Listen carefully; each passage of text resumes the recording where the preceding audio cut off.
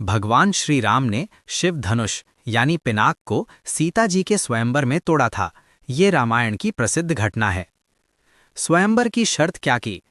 राजा जनक ने अपनी पुत्री सीता, जो भूमि से उत्पन्न हुई थीं, का स्वयंवर रखा।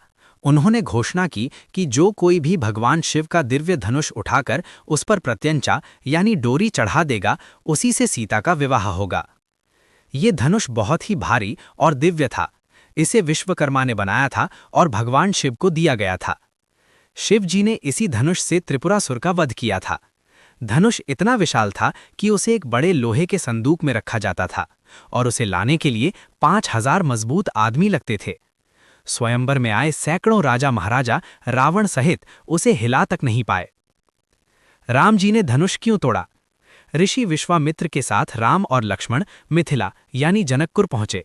जब कोई भी राजा धनुष नहीं उठा पाया तो राजा जनक निराश हुए।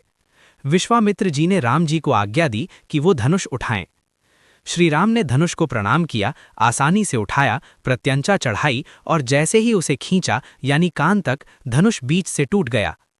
रामचरितमानस में तुलसीदास जी लिखते हैं, लेत चढ़ावत खैंचत गाढ़े, काहो न लखा देख सब उठाहे, तेही छन राम मध्य धनु तोरा। अर्थात राम ने इतनी तेजी से धनुष उठाया, प्रत्यंचा चढ़ाई और खींचा कि किसी को पता ही नहीं चला और उसी क्षण धनुष टूट गया। ध्यान दें, राम जी का इरादा धनुष तोड़ने का बिल्कुल नहीं था। वे केवल शर्त पूरी करने के लिए प्रत्यंचा चढ़ा रहे थे, लेकिन उनकी असीम शक्ति, क्योंकि वे भगवान विष्णु के अवतार थे, के कारण धनुष टूट गया। इसका क्या महत्व था? सीता राम विवाह। इस घटना से सीता जी का विवाह श्री राम से तय हुआ। शक्ति का प्रदर्शन। इससे सिद्ध हुआ कि राम कोई साधारण राजकुमार नहीं बल्कि दिव्य शक्ति वाले हैं। अहंकार का भंग। उपस्थित राजाओं के अहंकार को तोड़ा गया, जो खुद को बहुत शक्तिशाली समझते थे। दिव्य लीला। ये भगवान शिव और विष्णु की लीला का हिस्सा था। धनुष का उद्देश्य पूरा हो चुका था, राम सीता का मिलन, इसलिए ये टूट गया। इसके बाद परशुराम जी क्रोधित हुए, लेकिन राम जी की महिमा देखकर शांत हो गए।